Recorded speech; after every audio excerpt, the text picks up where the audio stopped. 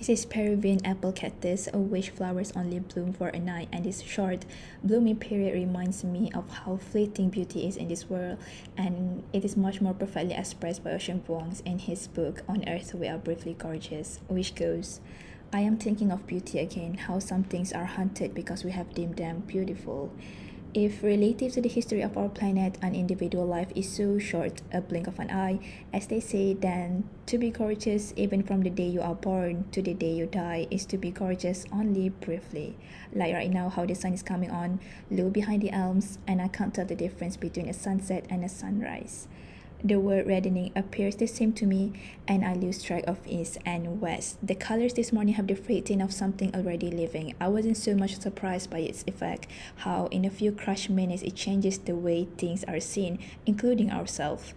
But that it was ever mine to see, because the sunset like survival exists only on the verge of its own disappearing. To be gorgeous, you must first be seen, but to be seen allows you to be hunted.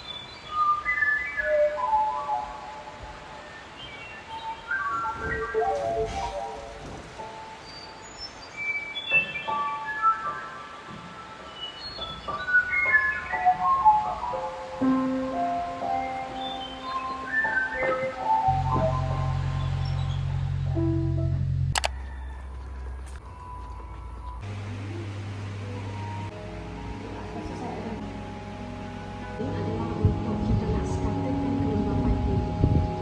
So kita nak bagi cleaning, nampak tak sekarang dia tengah wiggle.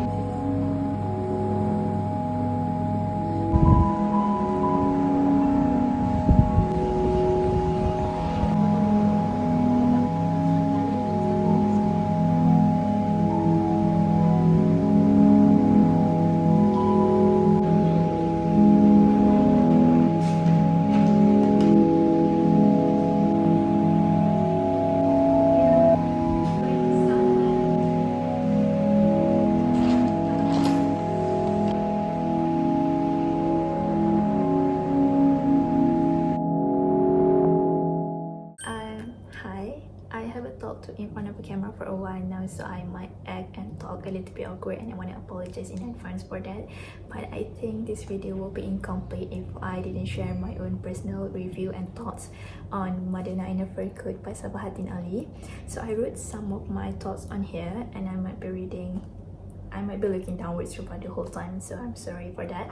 Anyway, this book tells the story of a Turkish man who falls in love with a German artist during his stay in Berlin in 1920s, which he narrates in his notebook, of which we are snooping inside right now. So I say snooping because I think that is like the most fitting description of the whole reading experience, because we as the readers are basically experiencing the dynamic of their relationship and also the intricacy of his feelings for her through him. I can sometimes feel the intensity of this whole ordeal pressing against my skull, and they're like mere seconds away from combusting and tainting the ground that I'm standing on. I really love this book. I initially thought this is going to be a cheesy, corny love story, but then it is so much more than that. It successfully portrays how we as a person are made up of fragments of people we love, we care, we stumble upon, we came across throughout our whole life, and how love as a single factor dictates to what extent the fragments take up of our life and like engulf you wholly, or just a tiny weeny shift in perspective, and so on. I love the writing so much. I feel like there is two kind of writing I love, which is the words weave into whimsical lyrical narrative and writing, such as what was done by Ocean Vuong, Elif Shafak, and then this kind of writing which basically takes our mundane which basically take mundane things, personal everyday experiences, and also feelings that we will otherwise mutually simplify into pod category like joy, sadness, pain, etc.